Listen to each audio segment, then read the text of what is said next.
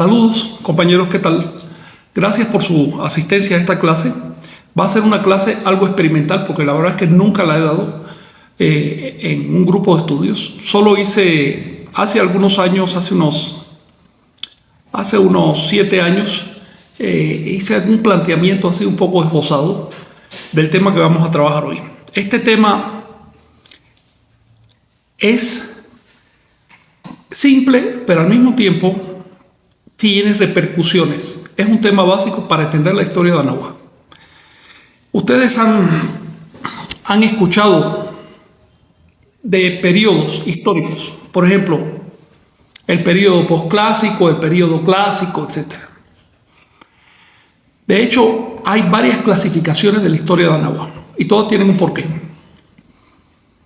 Estas clasificaciones, por lo general, se deben a un planteamiento de un autor que dice: a mí me parece que, por ejemplo, Piña Chan propuso hace ya bastante tiempo, hace varias décadas, dijo: hay una fase en la historia entre la caída de Teotihuacán y el posclásico que tiene unas características propias y que no cabe dentro del clásico de la época de Teotihuacán.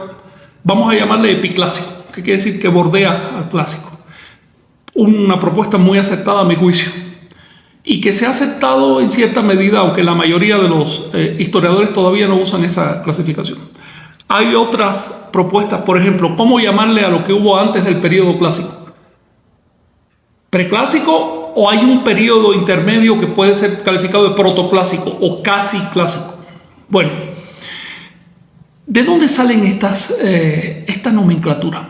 ¿De dónde salen estos nombres para diferentes periodos de la historia? No que la historia es simplemente un discurso, un transcurso lineal. Una cosa ocurre detrás de la otra y luego la otra y la otra y la otra. ¿Por qué es necesario darle nombre propio a paquetes de tiempo? Esa es una pregunta. La otra pregunta es: ¿por qué estos paquetes de tiempo son aproximadamente iguales cuando nos acercamos al tiempo histórico? Es decir, mientras más reciente, más parejos son esos paquetes de tiempo. Mientras que, si nos vamos hacia atrás y mientras más nos alejamos hacia atrás, bueno, pues más amorfa se vuelve la clasificación y llegamos a un punto de que se le dice prehistoria, lo cual es una palabra muy anticientífica. Ahí cabe todo lo que uno quiera meter. Después vienen clasificaciones un poquito más finas como neolítico, paleolítico inferior. Es necesario darle taxonomía, darle nomenclatura a la historia. Es necesario clasificarla. Esto obedece al hecho de que los fenómenos históricos, tanto en Anáhuac como en cualquier otra parte del mundo, no tienen una continuidad desde el punto de vista de su esencia, de su contenido. La continuidad es únicamente en las fechas. Un año viene después del otro. Pero hay momentos en que por todas partes de la Tierra vemos que se forman las naciones, se forman las culturas, se forman los imperios. Hay otros momentos en que vemos guerra, decadencia. Hay otros momentos en que de pronto en varias partes, incluso a veces con diferencias de unos pocos años, surgen grandes religiones. Por lo tanto, da la impresión que la historia, desde el punto de vista de su argumento, no es lineal, sino que tiene una cierta ciclicidad. Y lo que hacen de manera intuitiva los historiadores es ponerles nombres a esos paquetes de tiempo para poderse ubicar en ellos. Cuando un historiador de México habla, por ejemplo, del periodo posclásico, tú le preguntas y te va a decir: es que hubo unas ciertas características en ese periodo. Por ejemplo, hubo cierta decadencia de los estilos, hubo convulsión, hubo guerras, el arte se torna militarista, etc. Por supuesto, va a haber tensiones entre pueblos. Con el tiempo se desencadenaron en guerras y finalmente surgen ciertos pueblos dominantes que también tienen guerras y surge el Estado mexica. Bueno, si nos vamos al periodo clásico, ¿por qué clásico? Porque ahí el arte se hace muy sacerdotal, disminuye las evidencias de guerra, todo parece que gozaban de una relativa paz. Eran instituciones muy extensas, lo mismo se podía encontrar en el centro de México que en su periferia. No había localismo, En otras palabras, encontramos características asociadas a los periodos. La pregunta que les hago aquí, ¿estas características son accidentales o siguen una pauta? Podríamos definirlo así. ¿Es la historia lineal o es cíclica? Bueno, para responder esta pregunta, primero vamos a analizar qué cosa es la historia. Miren, podemos ver la historia desde varios puntos de vista. Una es la historia natural. Por ejemplo, se le llama historia natural a todo lo que ocurre en la naturaleza, en todo lo que ocurre sin intervención humana. No sé, digamos, cómo evolucionan las especies. Las especies, la evolución de las especies es una historia, es la historia de las especies, es parte de la historia natural. El registro de esa historia queda en el genoma de las especies. Por poner un ejemplo, ¿cómo evoluciona el universo? Bueno, el registro de la evolución natural del universo queda en el modo como nosotros lo observamos. Mientras más lejos esté un objeto, también está más lejos en el tiempo, porque la luz toma un tiempo llegar hasta nosotros. Por lo tanto, observar el universo en distancia es observarlo en su historia, en su decursar en el tiempo. De manera que la historia deja huellas.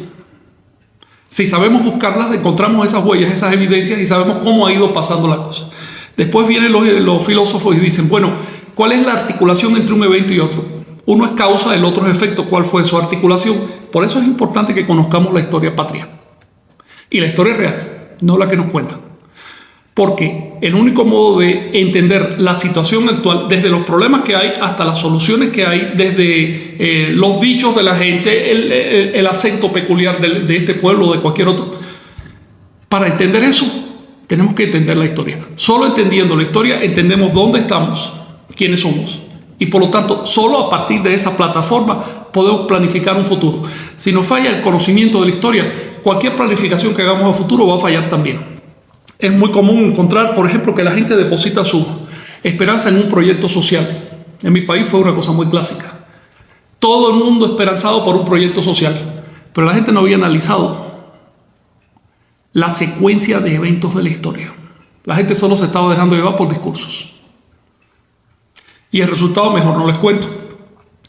En fin, si queremos trazar un futuro sólido y un futuro en desarrollo, tenemos que entendernos a nosotros mismos y eso implica conocer nuestra historia personal y social.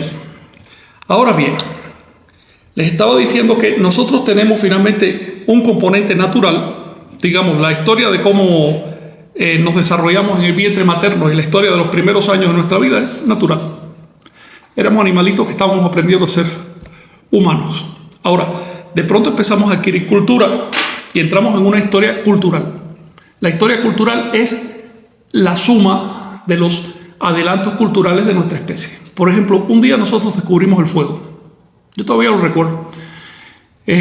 Con tremenda impresión y hasta con miedo, porque me quemé. Un día descubrimos la escritura. Al principio no entendemos de qué se trata, pero de pronto le agarramos el gusto y nos damos cuenta que leer nos abre ventanas. Un día descubrimos la ropa. Al principio hay que forzarnos casi a ponernos ropa, no queremos ponernos ropa. Es decir, estos son logros de la historia de la cultura. Hay dos vertientes. La cultura humana en general, por ejemplo, el uso del fuego, de la ropa, es un logro general. Y usos particulares, digamos, la lengua que hablamos. La lengua pertenece a nuestra cuenca cultural específica. ¿Ves? Así que tenemos que distinguir lo general de lo específico para podernos entender. Y existe un tercer grado de la historia, o una tercera historia, que es la historia de la civilización, que es la historia de la organización de la cultura. Definitivamente, en la actualidad, casi todos los seres humanos, prácticamente nosotros, todos los que estamos participando de Internet y de esta clase, formamos parte de la historia de la civilización. Sin embargo, cuando vamos a la escuela no nos mencionan todo lo que ocurrió, solo algunos elementos. El profesor escoge, el historiador escoge pedazos de la historia. Digamos, no nos cuentan la vida cotidiana de la época de Napoleón, nos cuentan la historia de Napoleón. Y no lo que él pensaba cuando se iba a dormir a su cama, no, sino las acciones que realmente marcaron la historia. Así que la historia de la civilización, o lo que ordinariamente llamamos historia, es una selección. Esta selección tiene un objetivo, sea que se dé cuenta o no el historiador. El objetivo es encontrarle un sentido, un porqué a las cosas. Así que la historia de nuestra civilización, la historia que nos enseñan en la escuela, más que un recuento literal de eventos ocurridos a través de la historia, es una selección de eventos con un propósito. Y ese propósito es moralizador. Es decir, lo que nosotros estamos tratando de encontrar a través de la historia son ejemplos morales, son moralejas, para entendernos y para también desarrollar nuestra forma de vida. Por ejemplo, un caso clásico es este. Si tú te lees los evangelios en la Biblia, la historia de Jesús, y cuentas el tiempo que va relatando los evangelios, ves que se tratan de unos 10 días de la historia de Jesús. Todo lo que se cuenta ahí cabe en unos 10 días de su historia. Obviamente vivió mucho más. El resto de la historia no es importante para el propósito del evangelio, que es darnos una enseñanza para vivir de cierta manera. Si te vas a la historia de Buda o la historia de Ahmed, de Mahoma, vas a ver más o menos la misma cosa. Es una breve selección de cosas ejemplificantes. Si te vas a la historia de Europa o a la historia de América, la historia de México, que te enseñaron en la escuela, te enseñaron quizás una veintena de sucesos, los más importantes, les dieron un orden ahí más o menos, para solidificar tu sentido de pertenecer a una nación. Eso es lo que se propone la clase de historia en la escuela, que tú te sientas parte de una nación y por lo tanto respondas a los intereses de esa nación. Si escogemos otros elementos en la historia, la imagen que nos hacemos de la historia es diferente. Y por eso encontramos pueblos como, por ejemplo, los alemanes del periodo nacionalsocialista, los rusos y los ingleses y americanos, que tenían 3 visiones diferentes de la historia. Cada uno de ellos escogía elementos diferentes y los explicaba de otra manera. Y cada cual tenía su razón, porque finalmente historia es selección, no es objetividad. Y por supuesto, esas visiones llegaron a ser tan diferentes que entraron en guerra. En otras palabras, tenemos que ser cuidadosos a pensar en nuestra historia, porque primero lo que estamos recibiendo son selecciones que hizo alguien. Y luego nos estamos contaminando con el intento de ese alguien. Si quieres saber lo que realmente pasó, tienes que meterte historiador y buscar en los documentos antiguos, y eso es muy difícil. Probablemente el pedazo más manipulado de la historia humana es el de la llegada de los europeos a América. Ustedes saben, porque ya ustedes han participado en clases y han reflexionado, ustedes saben que se escogieron aspectos a veces intrascendentes de la historia, se exageraron, se distorsionaron, se omitieron aspectos importantes para producir una imagen. Y sobre la plataforma de esa imagen se creó la colonia. Si no se hubiera producido primero esa imagen, la colonia no se podría sostener porque la gente no la aceptaría, diría esto es demasiado inmoral. Pero si todo un pueblo le quita su memoria cultural, si lo convence de que sus antepasados eran caníbales y sacrificadores, si le quemas los libros, si extermina físicamente a los sabios, si además les dice que nunca hubo ni libros ni sabios, si les convence que lo único que tenían era una tradición oral, si les dice que todo lo que hacían en la antigüedad era simplemente bailar, todo el día bailando, hombre, ese pueblo se deja imponer una colonia, porque ese pueblo no tiene gusto de su propia historia. Y es por eso que hoy en México y en toda América cuesta tanto trabajo que la gente se enfrente a su propia historia. La gente prefiere consumir esa plataforma que le crearon a través de manipulaciones de la información y por lo tanto mantener un modelo de vida colonizado. Les pongo un ejemplo. Hay personas que me han criticado por hablar bien de Jesús o por poner ejemplos del viejo mundo. Estas personas me critican en español porque no saben una lengua nativa. Y no saben una lengua nativa porque no quieren saberla, porque oportunidades tienen. Así que para empezar tienen una actitud colonizada. Y en segundo lugar, además tratan de imponer esa actitud a los demás porque parece que solo son el centro del universo, ¿no? A todos aquellos que super mechicas, ultra mechicas y demás, que consideran que debo centrarme únicamente en lo que dicen los abuelitos en la esquina y en la danza, yo les invito a decírmelo en náhuatl clásico. Cuando me lo digan en náhuatl clásico vamos a empezar a entendernos. Porque yo, que soy extranjero, tuve cuidado de aprender la lengua. Y tuve el amor de aprender esta lengua y de defenderla. Y no puedo tolerar que venga un mechicateado y que en su vida ha tenido ese tipo de consideración a darme ningún tipo de enseñanza. Entonces, aparte del exabrupto, seguimos. Al estudiar la historia nos damos cuenta que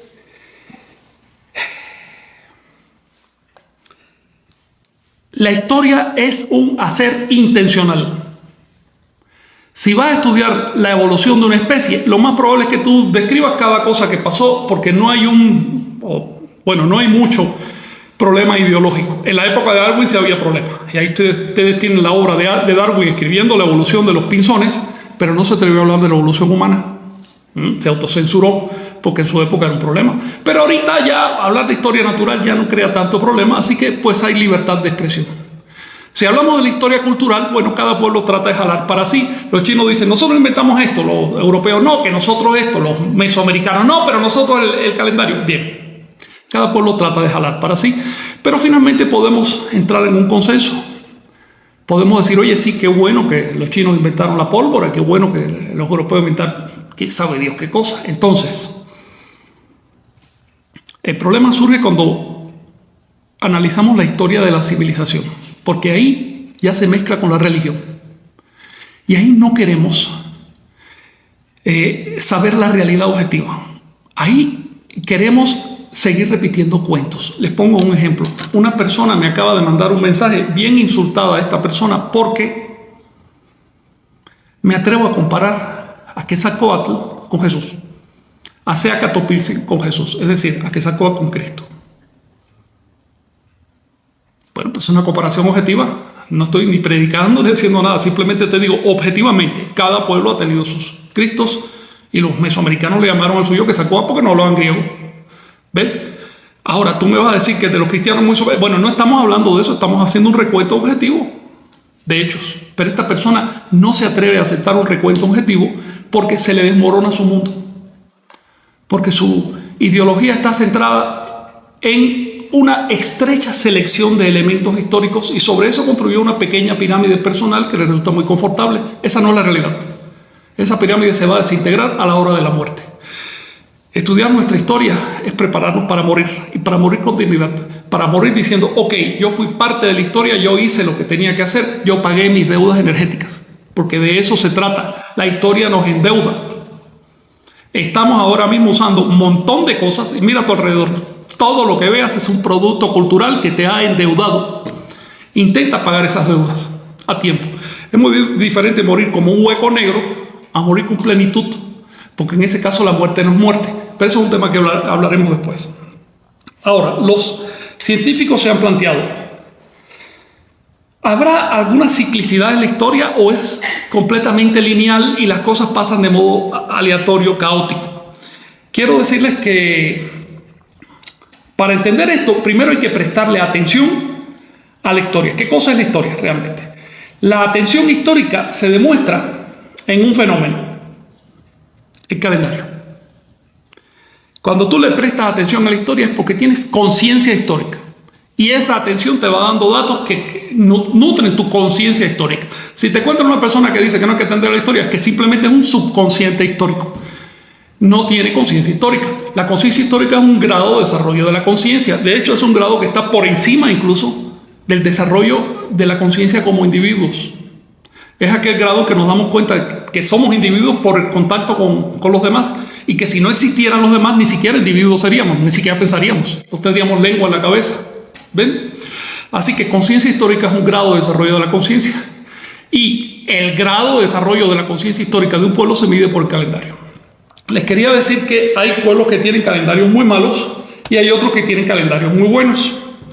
La exactitud de un calendario nos dice cuánta atención le ha dedicado a la historia un pueblo. En ese sentido, y no es por hablar de Anáhuac, no es por hablar de Mesoamérica, pero sin duda, el énfasis que le hicieron los antiguos mexicanos al calendario y la exactitud que le dieron, es decir, su capacidad de medir con exactitud un día en el tiempo, nos está hablando de una desarrollada conciencia histórica. De hecho, no he encontrado otro pueblo en la historia que le preste tanta atención al concepto del tiempo y del tiempo en función social, es decir, el tiempo histórico. Ahora bien, Esto se los menciono porque el déficit de un calendario también es un indicador del déficit de conciencia histórica. Voy a cambiar de tema momentáneamente, pero recuerden ese detalle. Tratando de clasificar la historia, en la antigüedad surgió, pero hace muchísimo tiempo, quizás en el Paleolítico, y ya se aparece bien escrita en las fuentes de la India, posteriormente en las fuentes de Grecia. Surge una teoría, una tesis, una hipótesis más bien, que dice que la historia tiene 4 etapas. Estas 4 etapas son así: la edad la edad de hierro, la edad de bronce, la edad de plata y la edad de oro. Bueno, así es el avance de la historia. Comenzamos por la edad de oro, hace mucho tiempo, que se asocia con la enseñanza de los dioses. Se dice que las personas comunicaban directamente con los dioses, es decir, todo el mundo era meditante, todo el mundo hacía sus ejercicios y vivían en paz. Después viene la edad de plata, en que ya hubo una cierta degeneración, una cierta contaminación, así que ese contacto directo con los dioses se empezó a hacer a través de una clase sacerdotal, bajo el grado de la cultura, subió el grado de la civilización. Después viene la edad de bronce, que es toma de control los militares, es la etapa de los grandes imperios, de las grandes guerras. Ahí la civilización crece, porque necesita organizar la cultura para poder generar excedentes, para poder pagar las guerras y demás. Y finalmente la edad de hierro, que es la edad de los obreros, los sudras le llaman en la India, en la cual es inestable por sí, y es tan inestable que termina con una revolución violenta y se regresa a la edad de oro. Esa es una hipótesis antiquísima de cómo desarrolla cíclicamente. Esto es un ciclo, es decir, se llega aquí otra vez arriba. ¿Ven? Es un ciclo periódico, motivado por, según estas tradiciones, por razones místicas. Es decir, se dice una propensión inherente al ser humano que tiende a ir de una etapa a otra. Y finalmente también es inherente un estado de crisis o de revolución que hace que se regrese a la primera etapa. Esta hipótesis fue retomada en el siglo XIX por Carlos Marx, pero con una variante. En la hipótesis original, estas 4 edades van decreciendo, es decir, se va de mejor a peor desde el punto de vista cualitativo. Marx lo puso al revés, dice, hay una base que se llama primitivismo y encima una pirámide, es decir, un crecimiento lineal que va de peor a mejor, que está determinado por la forma de organización de la sociedad en base a la producción. Es decir, está determinado por las fuerzas productivas y por las contradicciones que se generan en esas fuerzas productivas. Hay una base a la que llama esclavismo, después sigue un periodo que llama feudal, después sigue un periodo que llama capitalista y por último propone un periodo que llama comunista, con una interfase llamada socialista. Este crecimiento es lineal. Dice Carlos Marx que el paso entre una edad y la siguiente se debe a la acumulación de contradicciones que con el tiempo estalla. Es como una olla que empieza a agarrar presión, con el tiempo estalla. Y esa revolución hace que masivamente la gente determine adoptar otros modelos de producción. Por ejemplo, pone ejemplos muy claros. Digamos, en la etapa esclavista se necesitaban enormes latifundios y mantener una masa esclava para producir. Esto le dejaba una cierta rentabilidad, una cierta renta al dueño del latifundio o de la propiedad, y también dejaba una cierta renta en molestia, en sufrimiento por parte de los esclavos. Esa molestia se acumuló como rebeliones de esclavos, y a principios de la Edad Media hubo alguien que dijo, no señores, vamos a cambiar esto, a ver, ahora ya ustedes no van a ser esclavos, van a ser personas libres, se van a llamar siervos. Cada uno va a tener su lote, me van a dar un tercio porque yo les estoy regalando la tierra, así que me van a dar un tercio de su producción. Todo el mundo contento. Por supuesto, la gente producía más, que los siervos producen más que los esclavos. ¿Por qué? Porque el siervo se está quedando con parte de la ganancia. ¿Ven? Pero con el tiempo eso empezó a acumular también tensiones, porque hubo abusos de los dirigentes, porque hubo innovaciones tecnológicas que facilitaron la producción. Imagínense, digamos, si la producción de los ciervos estaba basada en el arado y los bueyes, y de pronto se inventa una máquina capaz de labrar el campo, eso es un problema, porque el que puede comprar esa máquina, que es únicamente el dueño del campo, se va a llevar toda la producción. Entonces, esto, el periodo feudal también, por supuesto, desembocó en crisis y dio origen al capitalismo, primero el capitalismo burgués, después el capitalismo industrial, después el capitalismo financiero, que más o menos estamos ahora en él, y pronto va a ser un capitalismo de Estado, ya tal cual. China es el primer modelo de capitalismo de Estado, y me imagino que la evolución de la humanidad va hacia allá. Eso, según Carlos Marx, también genera una crisis. Dice que es el alzamiento de los proletarios. Yo no acabo de entender qué cosa es un proletario, pero dice que los proletarios se alzan contra los capitalistas y terminan imponiendo el socialismo. Ahí Carlos Marx rompe la tradición de la lucha dialéctica y dice que el socialismo da lugar de manera suave, cómoda, pacífica al comunismo, y que el comunismo es una etapa definitiva y eterna y no genera contradicciones internas. En otras palabras, ahí la desgracia. Iba muy bien, estaba hablando de ciclos que no inventó él, ciclos que son antiquísimos, estaba incorporando el concepto de dialéctica, que tampoco lo creó él, que es más viejo que el mundo ese concepto. Y de pronto venimos con un comunismo que quién sabe dónde está, porque yo no lo he visto por ningún lado. La hipótesis de Carlos Marx tiene problemas graves. El primer problema es que para él la historia del mundo se reduce a Europa en los últimos 2000 años. Todo lo demás le llamó modo asiático de producción, como si todo lo demás fuera Asia. África es Asia, América es Asia, Asia es Asia, y eso es modo asiático. ¿En qué consiste el modo asiático? Ni se dio el trabajo de escribirlo. Solo quería decir, y lo dijo: historia es la historia de la lucha de clases. Clase es las clases al modo europeo. Por lo tanto, historia real solo hay en Europa.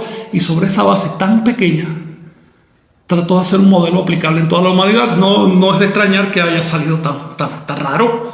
Primero, dijo que el socialismo iba a surgir en países capitalistas avanzados. La realidad es que surgió en Mongolia, Rusia, China, países que estaban todavía en el feudalismo, incluso antes. Segundo, dijo que el socialismo iba a producir comunismo. El socialismo ha producido lo peor del neoliberalismo. En China, que es el único país que se atrevió a decir: quien atente contra el modelo neoliberal se busca una guerra con China. Y en el resto de los países ni siquiera produjo nada. ¿Ven? Por ejemplo, en Corea se regresó al feudalismo o al esclavismo incluso. En fin, no quiero hablar de política porque no es el tema. El tema es la historia. Si tienes una mala base histórica, por supuesto, tus conclusiones van a ser falseadas, y cuando las aplicas a nivel social se van a pervertir. Por eso es que Marx ha tenido tantos revisores. Lenin dijo: no puedes aplicar el marxismo, tiene que ser marxismo-leninismo. Después vino Mao con lo otro, después Castro con lo otro. Parches sobre parches sobre parches. Falta el problema de base. No hay conocimiento de la historia y tampoco del alma humana o de cómo se mueve realmente el ser humano. Ahora, después de estas primeras, recuerden que estamos todavía en el siglo XIX, es algo muy primitivo. De estas primeras, estos intentos de entender la historia, surgieron otros. Por ejemplo, tenemos un investigador llamado... oye, ¿qué pasa con este...? Ok. Tenemos un investigador llamado Hegel, todos hemos oído hablar de Hegel, Friedrich Hegel se llamaba, un alemán, que él dijo que la historia se puede entender como el producto de una lucha. Dice: si no hay lucha, no hay historia. Incluso él distinguió entre historia en sentido objetivo, es decir, los eventos que van pasando, y una cosa que llamaba historia filosófica, que es el enfoque o el entendimiento de la historia a través de la dialéctica. La dialéctica dice lo siguiente: hay dos elementos polares y por lo tanto fisíparos, tienden a separarse, crean pugna, crean oposición. Si le aplicamos suficiente energía, suficiente atención a esos elementos, podemos unificarlos, entonces se manifiestan propiedades de orden superior. ¿Bien? Tenemos, por ejemplo, el temor instintivo de los animales al fuego. Ese es uno de los elementos de un polo. El otro elemento del polo fue el fuego, que se encendía de forma espontánea en la naturaleza. Hubo un animal que de pronto dijo: caramba, me acerco al fuego y me calienta, pero también me quema. ¿Cómo puedo aprovechar el calor sin quemarme? Y después de generaciones de estarle dando vuelta al asunto, hubo otro que se atrevió a tomar una rama y crear un hogar y ya el fuego estaba controlado con piedras para que no se extendiera. En otras palabras, se resolvió una contradicción dialéctica, se resolvió dialécticamente y se manifestaron propiedades de orden superior. Y dice Hegel, todo adelanto en la historia es producto de estas circunstancias. Así que la historia podemos reducirla en última instancia a una guerra. Esta idea, si bien él fue quien la dio a conocer entre los europeos y en el mundo moderno, esta idea es más vieja que el mundo, como ya les dije. En el México antiguo se llamaba Tlachinoli. Tlachinoli, que es el agua quemada. Agua, Tlachinoli, algo quemado. Agua quemada significa, por supuesto, los anahuacas usaron emblemas lo más polares posible. Y probablemente en la imaginería popular no hay nada más extremo que el agua y el fuego. ¿Es posible quemar el agua? Sí, se produce vapor. ¿Es posible mojar el fuego? Sí, pues se apaga. Pero podríamos mantener a ambos en actividad, podríamos mantenerlos vivos a la vez y cooperando para una sola causa. Sí, eso lo descubrió el primero que hizo la olla de presión. Dijo, en vez de dejar escapar el vapor, vamos a cerrarlo a ver qué pasa. Y el resultado es que sube tremendamente la temperatura. Hay fenómenos físicos importantes. Después vino otro y dijo, ¿y si a esta olla yo le pongo un tubo y ese vapor que sale a tanta presión hago que mueva una rueda? Bueno, pues ahí tienen los motores. Hoy cada vez que ustedes toman un transporte o encienden el motor del agua de la casa, están haciendo uso de ese principio. En otras palabras, sí se puede quemar el agua y sí se puede aprovechar el producto. Los anahuacas aplicaron el concepto de agua quemada a cuestiones filosóficas y espirituales. Es decir, tienes una contradicción dentro de ti, medítala, préstale atención. Vas a ver que la contradicción no es parte de la naturaleza de tu energía, es parte de la interpretación que tú haces de esa naturaleza. Las contradicciones están en las interpretaciones, no en los hechos en sí. Los hechos son puros, los hechos son lo que son. Pero al interpretarlos, nosotros podemos de pronto ver un aspecto y exagerarlo o no ver otro aspecto y terminamos cayendo en contradicciones. Así que agua quemada le llamaron los anahuacas a la dialéctica.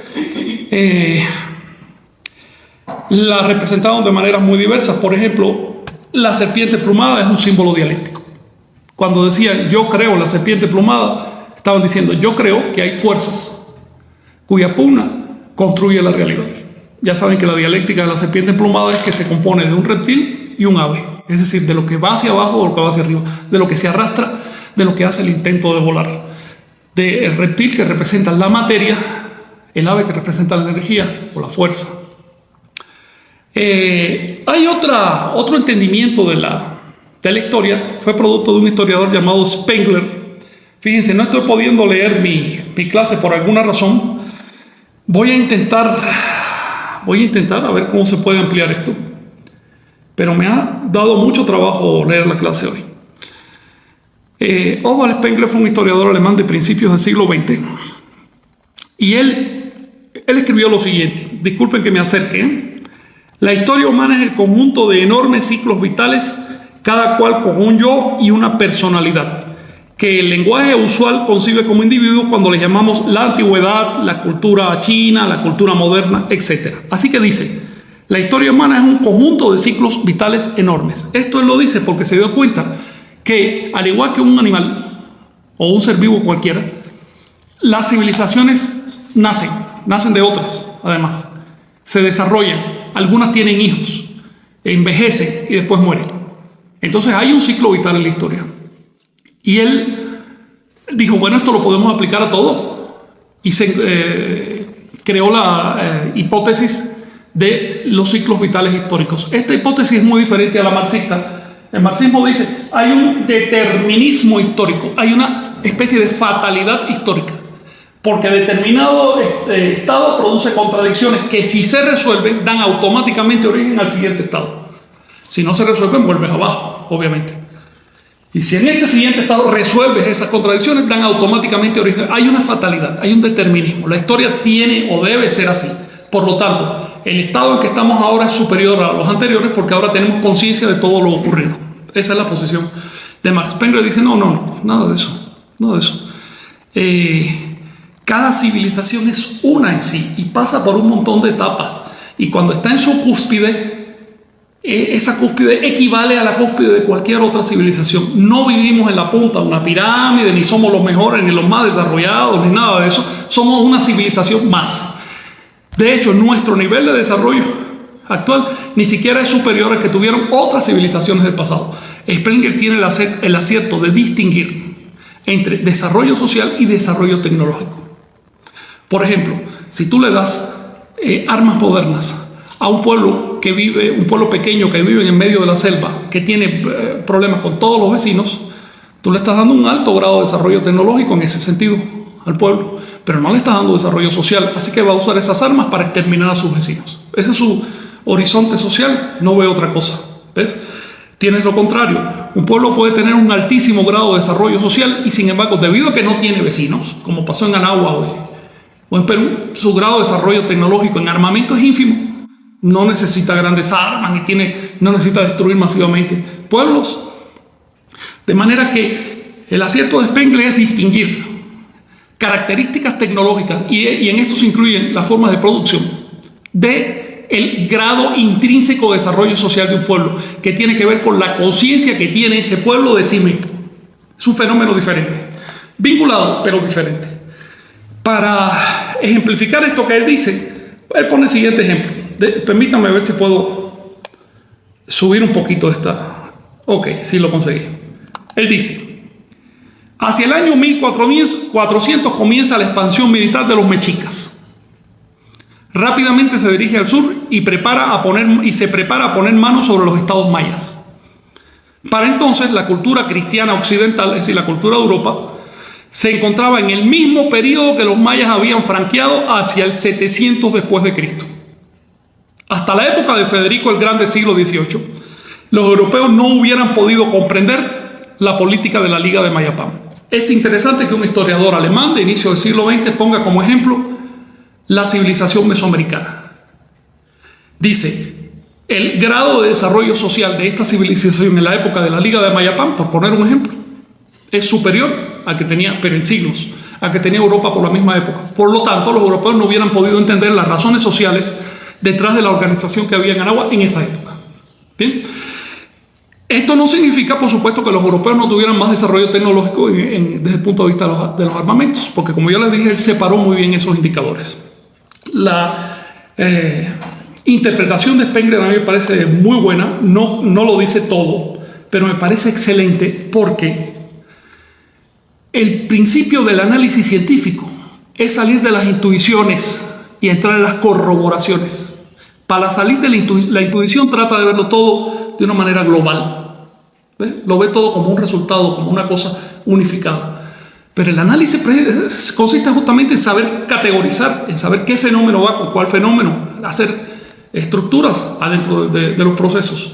Y la separación de los medios tecnológicos de producción, del estado relativo de desarrollo de una sociedad, es una cosa básica para poder entender la historia. Si no, caemos en la contradicción de decir, por ejemplo, que los chinos son un ejemplo de comunismo, o que en la Rusia en que surgió el marxismo era el país más capitalizado de Europa. Eso son tonterías, eso es pervertir la historia. Vamos a aceptar los hechos como son. No tratemos de encajar los hechos a nuestra hipótesis, sino al contrario, basar las hipótesis en los hechos. Primero, ¿hay un modo de explicar lo que ha ocurrido sin necesidad de forzarlo? Bueno, Spengler encontró una manera y dijo: por supuesto, las sociedades son seres vivos. Las vemos como sociedades porque nosotros somos una partícula.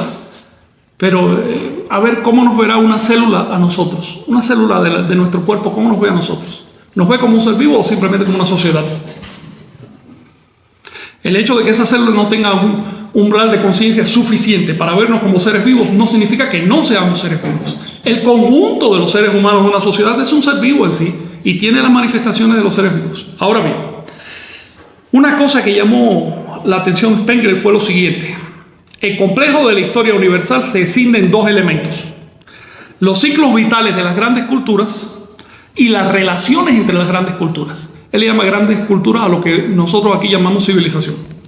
Sigue diciendo: solo hay significado profundo en los ciclos vitales de las culturas en particular pero las relaciones entre unas y otras no tienen significado, son accidentales. Con esto él está hablando de algo que ya les mencioné. Sin embargo, él no llega al punto de tipificar ese fenómeno. Y es que las civilizaciones del viejo mundo son diferentes de las de América en el sentido estructural. Las del viejo mundo están todas en una misma franja climática y con intervalos bastante cercanos unas de otras, mientras que las del viejo mundo están en dos franjas climáticas separadas. Esta es la misma que esta, pero está separada por una franja muy diferente y tienen una gran distancia entre ellas. Las civilizaciones del viejo mundo, vamos a poner por ejemplo, no sé, Mesopotamia y Egipto, tenían un radio de influencia cada una de ellas, y ese radio de influencia no es casual que sea la distancia que les resulta cómoda caminar a un jinete en unos cuantos días, o a un ejército, o a un comerciante. En otras palabras, las civilizaciones del viejo mundo surgieron como estaciones de posta, es decir, como puntos donde uno puede refrescarse, comer, adquirir mercancía y seguir para la siguiente. Son todas partes de un mismo proceso civilizatorio, mientras que las de América están separadas. Spengler no llegó a observar esto, pero se dio cuenta que las relaciones entre una civilización y otra pueden arruinar el proceso de una civilización en particular. Digamos que una civilización está en decadencia, pero de pronto aprovecha un problema del vecino, le cae arriba y le quita los recursos. Bueno, puede adquirir un periodo extra de vida. Por el contrario, una civilización está en plena pujanza, pero vienen los vecinos que son más poderosos y lo destruyen. No podemos medir entonces el ciclo de civilización por los incidentes recíprocos, es decir, por la relación entre ellas. Por eso él dice, las relaciones entre civilizaciones son accidentales. Para poder entender el ciclo vital, es su propuesta, necesitamos una civilización aislada en el territorio y en la historia. Él no llegó más allá en esa propuesta, pero nosotros sí podemos llegar. Esa propuesta es la de revisar las civilizaciones de América. Las civilizaciones de América son modelos. Son modelos porque al estar tan aisladas, nunca fueron depredadas por el vecino, pero tampoco recibieron apoyo del vecino. Así que las civilizaciones de América estaban obligadas a resolver por sí mismas. Aprendieron algo que no aprendieron las civilizaciones del viejo mundo. Aprendieron a ser autosuficientes. Así que si ustedes ven en México, por ejemplo, miles de años de continuidad civilizatoria, pueden estar seguros que fue porque este pueblo aprendió a hacer algo que no conocían, digamos, los egipcios. Aprendió a ser autosuficiente. Esa autosuficiencia, cuando se traduce desde el punto de vista cultural, se llama Toltecayotl. Es decir, la capacidad de organizarse de tal manera que tú no necesites elementos del exterior, por lo menos en teoría, para poder sobrevivir. Quiero decirles que esa autosuficiencia no es perfecta, siempre hay problemas. Cuando llegaron los europeos, los anahuacas se dieron cuenta que dentro de su autosuficiencia Toltecayotl no tenían experiencia política. Es un ejemplo de cosas que le faltaban, ¿no? Y eso fue dramáticamente aprovechado. Ahora bien,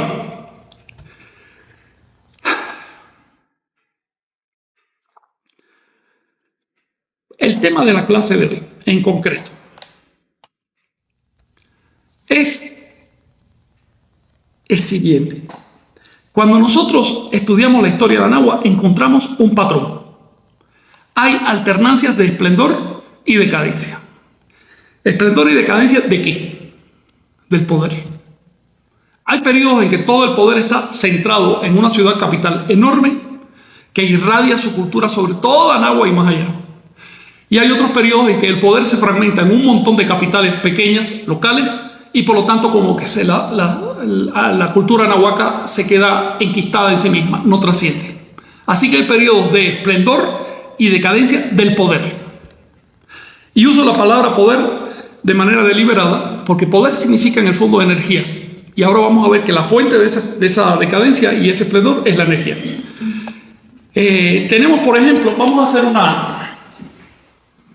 un diagrama.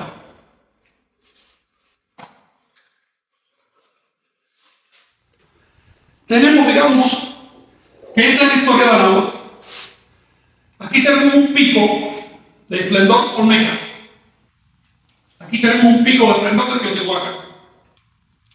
Hay una distancia si medimos a esa misma distancia, aquí correspondería a un pico de esplendor. Vamos a poner X. Bien. Y si quieren, incluso quito la X y le pongo directamente el globo, colonia. Los momentos de esplendor en este territorio, sea pre o poshispánico, equidistan. Y equidistan 1300 años. Y tal como equidistan 1300 años sus momentos de esplendor, también sus momentos de decadencia. Y por supuesto también el momento de inicio del esplendor que ocurre 325 años antes. Es decir, este periodo de inicio es importante porque aquí iniciaron los mexicas, aquí iniciaron los teotihuacanos, aquí iniciaron los olmecas. Y claro, la pregunta es, si nos vamos hacia atrás, ¿qué pasa? Otros 1300 años, ¿qué hay aquí? Bien, ¿hay algo o no hay nada? ¿Alguna cuestión? Sí, actualmente, ¿cómo está ese ciclo? Está bien. ¿Qué hay para atrás? ¿Qué hay para adelante? Bueno, si estudiamos entonces estos periodos de esplendor, vamos a ver que tienen características comunes. La fase de concentración de poder tiene las siguientes características. Las culturas locales se unen en torno a modelos ideológicos hegemónicos. Por ejemplo, en la época de los olmecas surge el modelo, la deidad se representa con una serpiente con plumas, con rasgos de ocelote y características humanizadas. Es un sincretismo de esos elementos. Y eso se mantiene después. Y eso se expande. Y donde quiera que vayas en Mesoamérica que encuentres una pieza olmeca, vas a ver que tiene esas características. Hay un modelo ideológico hegemónico que impone después un modelo artístico o estilístico.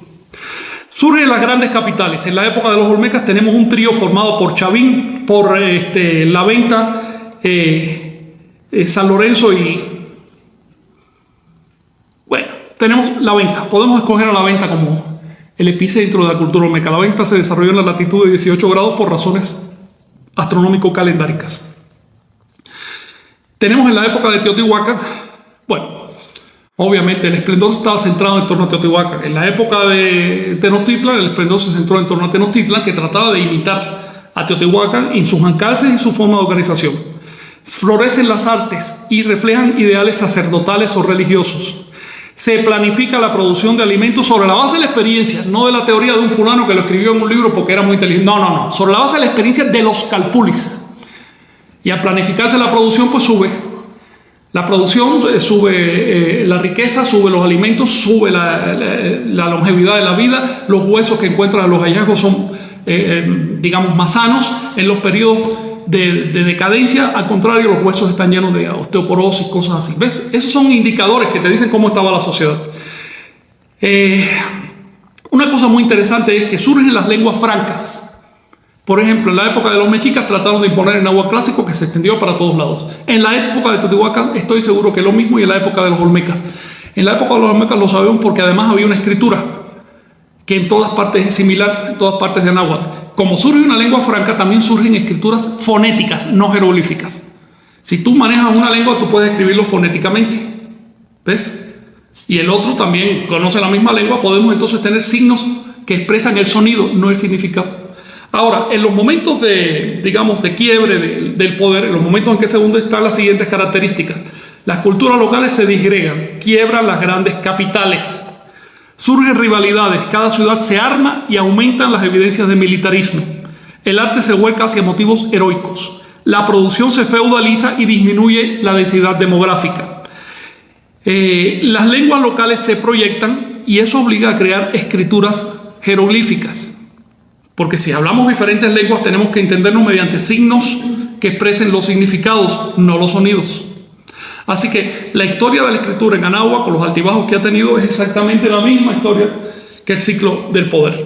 Hay muchos otros indicadores. Para resumir, les quiero decir que la amplitud del ciclo de poder se determina ubicando cronológicamente, es decir, ubicando en una barra de tiempo, el inicio de las fases de esplendor y decadencia. Si ubicamos el inicio, vamos a ver que equidistan. Encontramos que los periodos olmeca, teotihuacano y mexica tienen distancias promedio de 1300 años divididas en tres fases bien diferenciadas, que no hay que confundir. La primera es un periodo formativo de 325 años en que se superan las contradicciones generadas en la fase anterior. ¿Cómo se caracteriza por qué se caracteriza ese periodo? Porque surgen nuevas inspiraciones artísticas. Se rompen los cánones anteriores, hay una frescura en el arte y en todo. Por ejemplo, en la época de Izapa, quienes hayan estudiado historia del arte de Anáhuac van a ver que hay modelos nuevos, cosas que van surgiendo. Hay cánones antiguos, pero que se van trascendiendo. Digamos, se acaba esa boca en vez de los olmecas, el corte en la mollera, y surgen formas, surgen las volutas, surgen cosas que ya después se van a hacer canónicas en la época de los mayas. Ahora bien, ese periodo formativo, les digo, dura 3 siglos y pico, 325 años por ponerle algún nombre. Hay un periodo de esplendor o de concentración de poder que dura 650 años, en que la cultura, una cultura nuclear, incorpora a sus vecinos y en consecuencia deja de ser étnica. Y ahí tenemos el fenómeno de Teotihuacán, que no era una ciudad étnica, no era una ciudad de un pueblo, era una ciudad de un montón de pueblos. Representaba, hay hasta mayas, hay totonacas, hay de todo, representaba a toda Mesoamérica. Y ahí tenemos el fenómeno de Tenochtitlan. Los calpulis tenochcas eran 7. Pero ya cuando llegaron los españoles había 20 calpulis. Esos otros representaban a otros pueblos. Tenochtitlan iba por el mismo camino de Teotihuacán. Ese periodo de esplendor dura 650 años y los motivos artísticos e ideológicos llegan a su madurez. Hay un periodo de decadencia después o de dispersión de poder de otros 325 años, caracterizado porque el arte pierde calidad y cae en el panfleto político. Es decir, cuando te vas a los periodos de decadencia vas a ver que el arte ya no es arte propiamente, es panfleto político, está al servicio de clases dominantes. Eso significa que el artista es pagado por el Estado y no le queda más remedio que repetir lo que el Estado dice. Entonces, surgen varias preguntas sobre este ciclo. ¿Este ciclo es accidental o tiene una causa? Yo pienso que la regularidad que vemos en la historia de Anáhuac, que además la encontramos exactamente así, pero exactamente, quizás con una década de diferencia, en el Perú, esa regularidad debe tener una causa natural. ¿Qué causa puede ser esta? Ya les mencioné que les llamo ciclo del poder, porque poder significa energía. Si hay energía, puedes. Así que poder es la consecuencia directa e inmediata de la energía. Yo pienso que es una causa energética. Me puse a investigar. ¿Qué causa puede haber detrás de esta alternancia de ciclos de civilización en Anáhuac y en Perú? ¿Qué poder puede hacer esto? Y encontré lo siguiente. Los climatólogos han encontrado un ciclo de 1300 años de alternancia de fertilidad y sequía que rigen toda la Tierra y durante por lo menos los últimos 13.000 años. Una alternancia de 1300 años de fertilidad y sequía. ¿Es casual que esta alternancia mida lo mismo que la alternancia de poder en Mesoamérica? Entonces, ¿qué hice? Uní los dos indicadores. Vamos a ver si cuando hay máximo de poder en Mesoamérica, hay también un máximo de fertilidad. Y cuando hay mínimo de poder, hay también un mínimo de fertilidad. Y efectivamente es calcado. Es exactamente el mismo ciclo. Entonces, les voy a mencionar el nombre de los que descubrieron esto. Son 2 investigadores llamados Perry y Su. Ellos dicen, el mecanismo más directo para explicar este cambio climático sería una disminución o aumento de la cantidad total de energía radiante que le llega a la Tierra, obviamente, del Sol. Ahora no vamos a entrar en otros ciclos que ya estaban recogidos en el calendario de Anáhuac que parecen tener que ver con este mecanismo. Si esta hipótesis es correcta, se explicarían algunas cosas. Por ejemplo, entre los siglos 9 y 13 después de Cristo, cayeron las culturas epiclásicas de Anáhuac y del Perú y se dio origen al ciclo postclásico, que es el ciclo militarista y demás. No es casual que los climatólogos le llamen a ese periodo el periodo cálido medieval, un periodo de sequías que hizo que unos pueblos cayeran encima de otros. Esto no solo produjo movimientos grandes en América, sino también en Europa y en Asia. Pero hay una diferencia. En América fue nítido el efecto. Fue claramente medible el efecto porque son civilizaciones aisladas, mientras que en Europa y en Asia las civilizaciones estaban en contacto permanente y se desarrollaron las guerras, se detonaron las guerras y unas se robaron a otras y el resultado fue que amortiguaron los efectos del clima. Hay otro periodo muy importante que fue entre los siglos XV y XIX de la era hace poco, se llama Pequeña Edad de Hielo. Ese periodo está vinculado al nacimiento de la civilización inca y mexica y al extraordinario cúmulo de poder que fue el Imperio Novohispano en el tiempo. No es casual que desde el punto de vista climático fuera un periodo de fertilidad. En otras palabras, creo que hay una relación profunda entre clima y civilización. Creo que las civilizaciones son cíclicas en efecto, pero no por causas místicas, sino por causas objetivas, climatológicas, por causas energéticas, que tienen que ver con la órbita de la Tierra en torno al Sol y con una serie de factores más, todos objetivos, todos, digamos, que se pueden investigar racionalmente. Ahora bien, si tenemos en cuenta el ciclo de fertilidad de la Tierra, podemos articular las civilizaciones de América en la historia universal, porque ese ciclo de fertilidad y sequía de la Tierra es para todos a la vez, no es solo en una parte de un continente. Les voy a resumir esta clase porque es muchísimo más larga y ya estamos acabando en lo siguiente. Si nosotros establecemos equidistancias de 1300 años entre mexicas, teotihuacanos y olmecas, llegamos a un fenómeno. Los olmecas aparecen en todo su esplendor. Los monumentos olmecas más viejos son los más perfectos. Ya aparecen con un canon perfectamente creado desde el punto de vista estilístico y artístico. Los olmecas no son una cultura inicial. No son el periodo formativo, como lo dicen los arqueólogos, pero ni de lejos. Son una cultura tan clásica como los posteriores teotihuacanos o los mayas. Son tan clásicos, así de eficientes y de perfectos son sus estilos y sus formas de producción. Por lo tanto, los olmecas recibieron la cultura y la civilidad de un pueblo anterior. Si nosotros, en lugar de poner aquí a mexicas, teotihuacanos y olmecas, nos vamos para el Perú y ponemos incas, tiahuanaco y cultura del Chavín, encontramos algo muy interesante.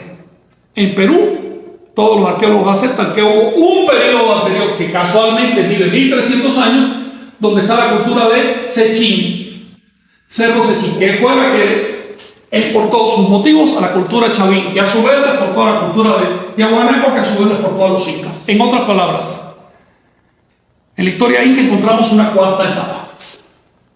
Y ya con una cuarta etapa podemos salir de ideas de que si esto es casual o no. Esto es un ciclo y es un ciclo con una causa. Ahora bien, esta cultura Sechín dejó una serie de monumentos en piedra, que son no propiamente esculturas, sino como esgrafiados en piedra muy bien hechos. Estos monumentos, si los trajeran para México y los pusieran allá por la zona de Monte Albán, entre los zapotecas, la mayoría de la gente no notaría que son peruanos. A su vez, si nos llevamos para el Perú, esas lajas de piedra que aquí en México se llama cultura danzante, porque aparecen unos danzantes en posturas raras con los ojos cerrados, si nos lo llevamos para Cerro Sechín en Perú, la mayoría de la gente allá tampoco se daría cuenta que eso no es de allí. En otras palabras, yo pienso que esta cultura que antecedió a los olmecas y que alcanzó su epicentro hacia el 2150 antes de Cristo, es esa cultura que dejó sus huellas en las lajas más antiguas de danzantes.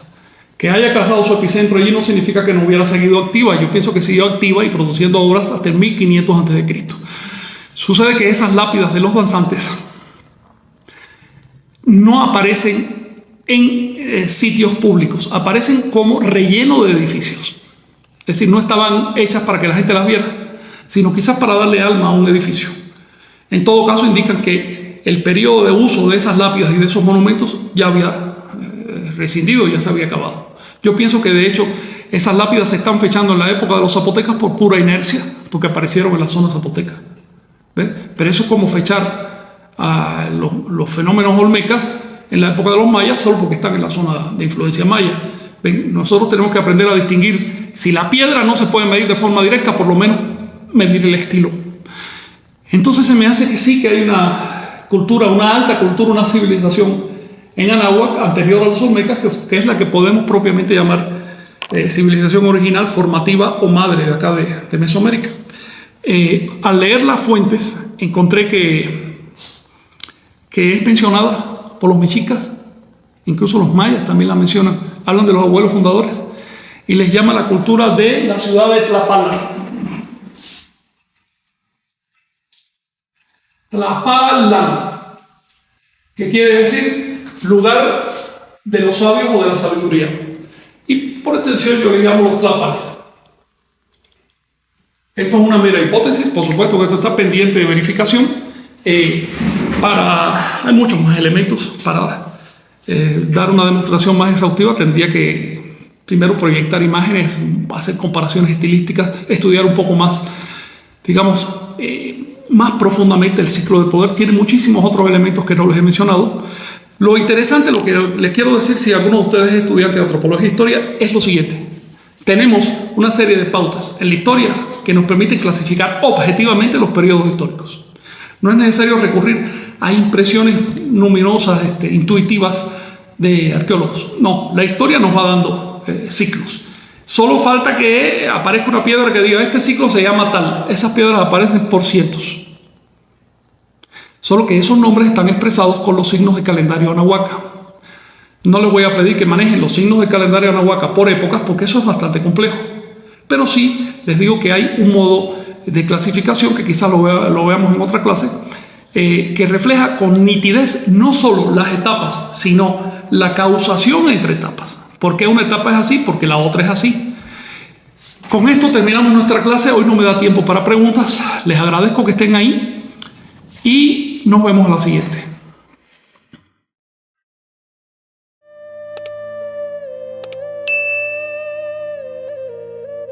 Suscríbete y activa la campanita para recibir las notificaciones. Así no te perderás ningún video.